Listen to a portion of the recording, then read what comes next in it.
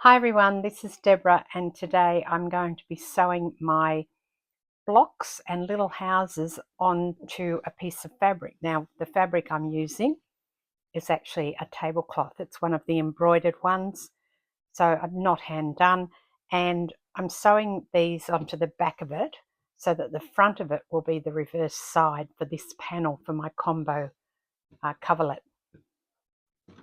I ended up making a whole heap more blocks and little houses, so you'll see those as I go through, and I've randomly put them around onto the piece of fabric or piece of tablecloth or full tablecloth, and I've also cut some strips of these, and that's what I'm going to use to join up the spaces between them.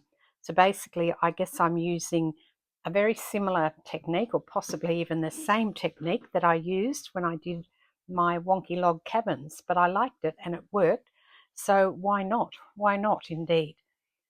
I'm going to start just by stitching. Now obviously with this one I'm not going to be stitching around, I'm just going to stitch so that the blocks will come together. I'll show you what I mean by that. I'm using my Juki. I think I mentioned that. I've got a stitch length of about 2.5. I've got the same Rasant thread that I always use, and I will now get going.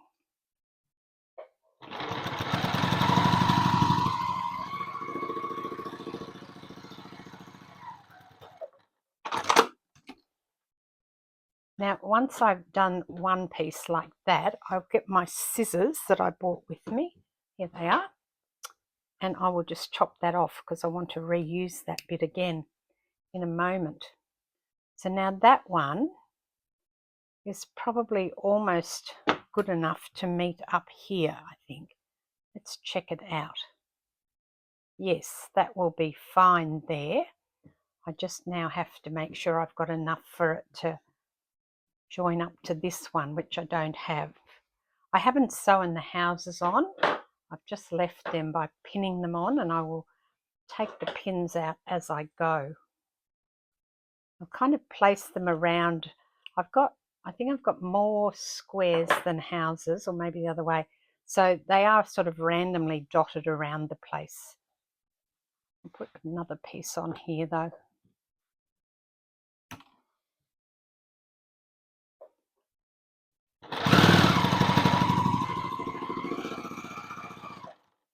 Once I get down to here, I want to turn that piece over.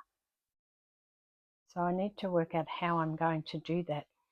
Maybe I just need to sew all of this on and turn the whole lot over onto this piece. I'm not really sure how I'm going to do this yet.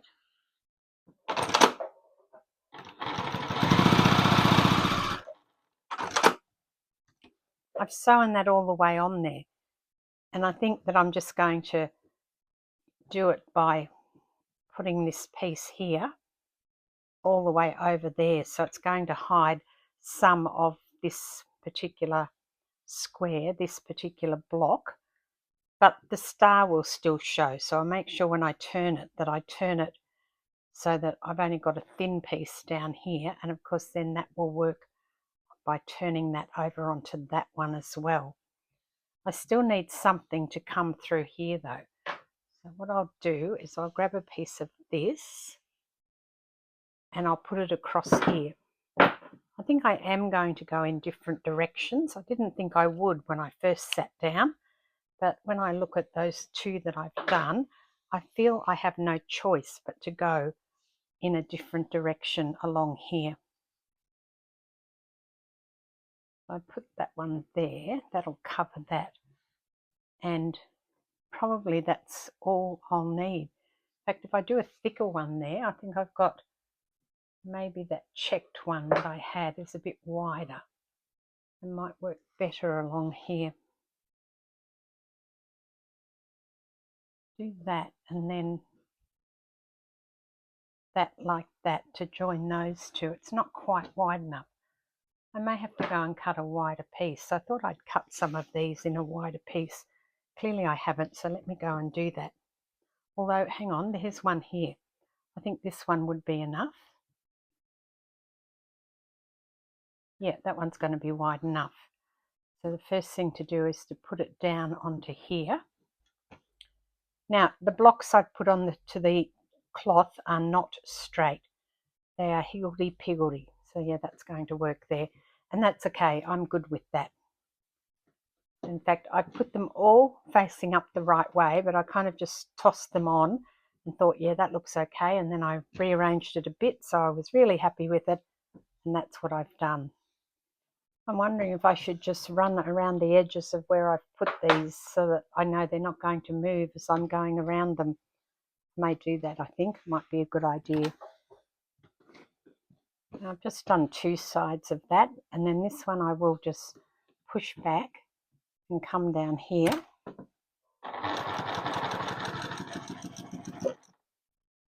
Spin it around, and then it's almost like I'm tacking them down. That one's right on the edge, but that's okay. I think that'll be fine there.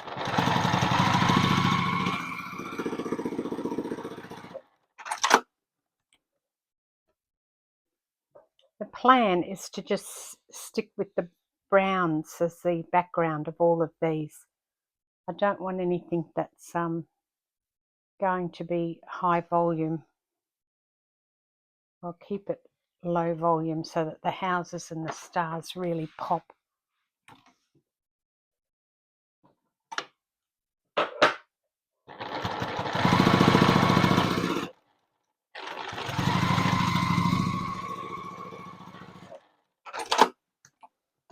Although I may put a border on it in the red if I've got enough red. I think I have to buy some more red because I love that colour.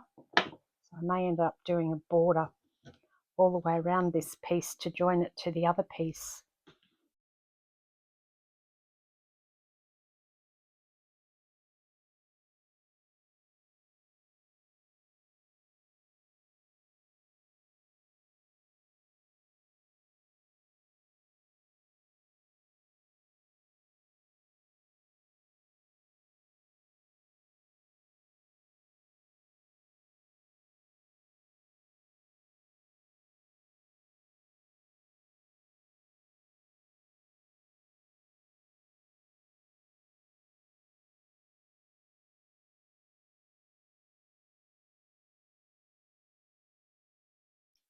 I had fun making my little houses, and even the stars, they've turned out much better than what I thought they would.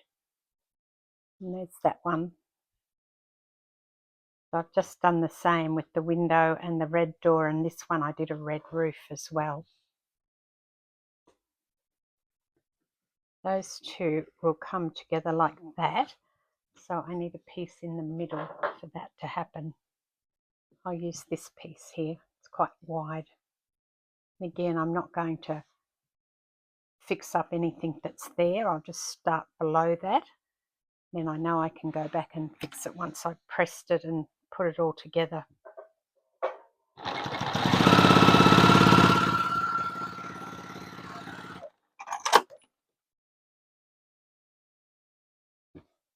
And in fact, down there, that's not quite, oh yes, it will be, sorry, because that will come over. So that will be, barely, not quite there, is it? I'm going to have to put another piece on here. In fact, what I'll do is I'll do this little bit here. It's going to just fill that gap quite nicely, I hope.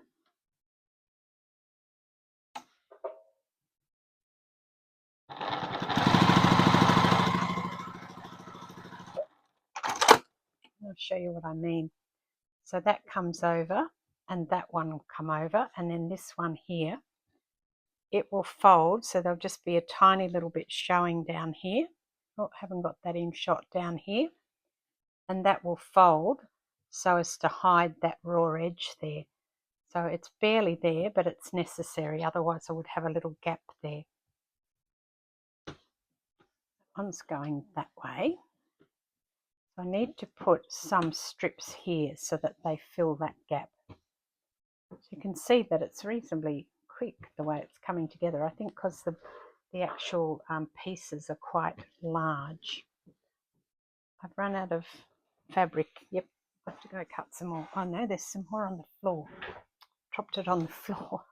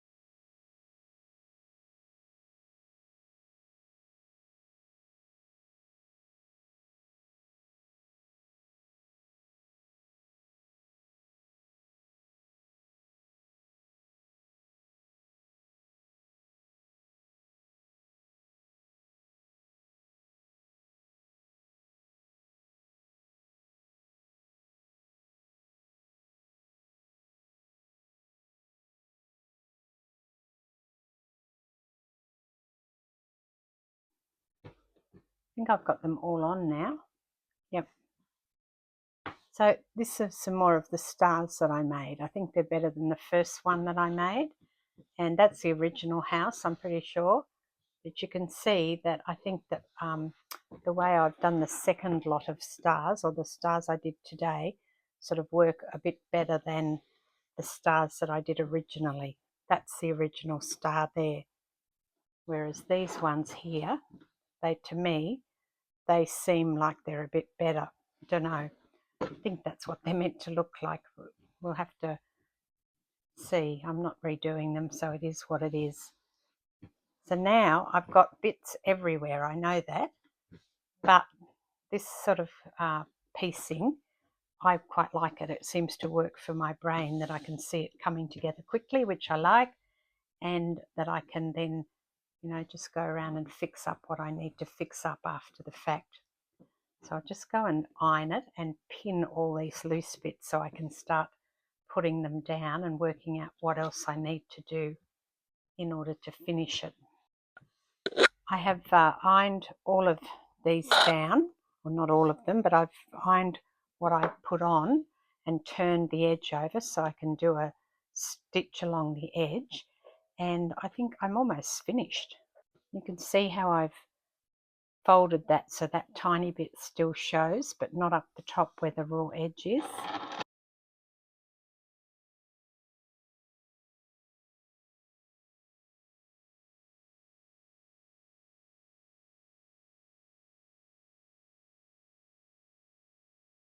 I'll show you the back of it when I've done a bit more so you can see the stitching, how it's looking on the back. I haven't looked at it myself yet, I'm just trusting that it will be fine.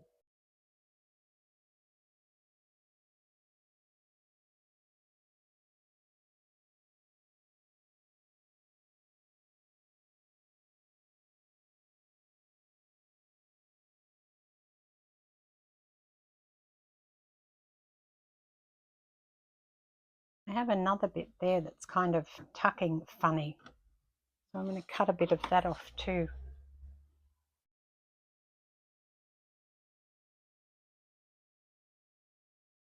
Because that's going to be under here, so you're not going to see it.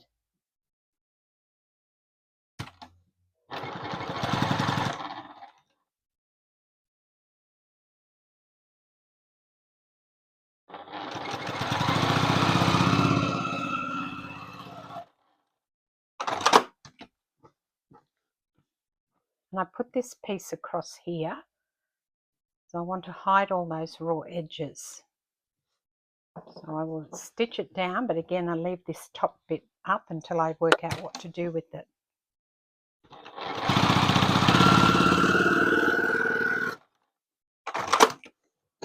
And then when that goes across, you're not going to see any of those raw edges. And here I made sure that I folded it so I got the roof of the house, that I wasn't covering that roof, but I needed to bring it over here to cover the edge of that one. Actually, I'm just going to come down a bit because that's got a raw edge.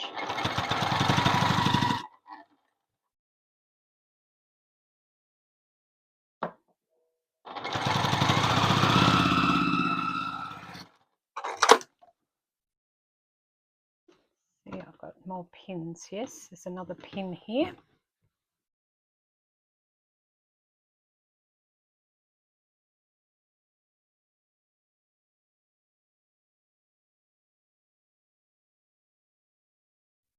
That will come over there, and it should be enough for there. If not, I can put another piece on there. And I've got more pins down here. I didn't realise I'd pinned that much. We're getting there.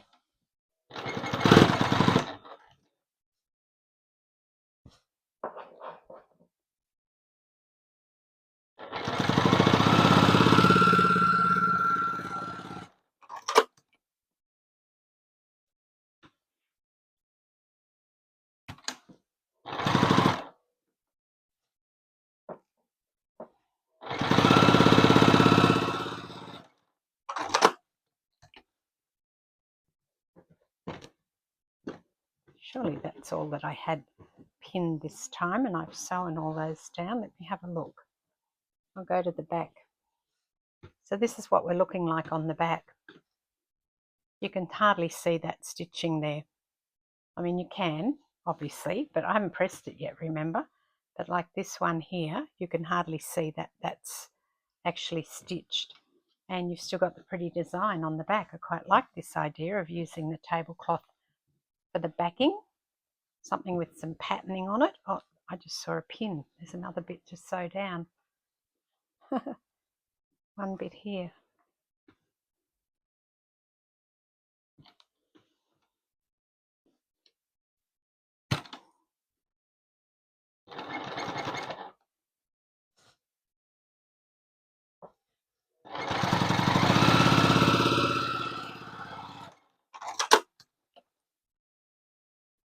All right, I think that's pretty good. I have to go and iron those new ones and resolve the interfaces, but you can probably see from what you're seeing there. Let me just zoom out a bit. So hopefully you're now seeing sort of what I'm seeing. Yes. All right, so this is what it's looking like so far. I've got to obviously fold these new bits over and then resolve some. I've got to put a lot more in this piece here. Not all of that's there, but that one's done. And I think I'm pretty much done down here on this bottom part. Yeah, just some things that I have to resolve there, but that's easy. And I'm quite liking how this is looking at the moment. I'll show you a big view of it once I get all the rest of this on and stitched down, and I won't take you through all the rest of the sewing. It's pretty much the same thing. You can see what I'm doing. I'm just adding bits in all these gaps so that I can join my different blocks together. And you can also see this is a good example of the fact that this one here is on that angle and this one here is on a totally different angle. But it works okay when you put these covering strips on. I don't know what you call them, when you put these other bits, these bits in all the gaps, you don't really you resolve that issue. And I also think that it gives it some interest rather than just being block, block, block, block, block, which is your typical way. And certainly I've got, heaps of quilts that are done that way. Nothing wrong with that. I'm just enjoying trying something a little bit different. And I wanted to show you, I put this double story house in the center. So this one here it's obviously got a window upstairs and a window downstairs and a teeny tiny little door. But I thought that was quite nice. The reason that I did that was I had this bit left over and I thought, where am I going to use it? So I've put a bit more on the top of this piece and then, added the two longer strips on so it looks like a double story house. I think it's a very nice technique myself. So I'll get on and finish it now and then I'll show you a picture at the end of it all done. For now, this is Deborah. Thanks for watching. I'll catch you next time. Cheers.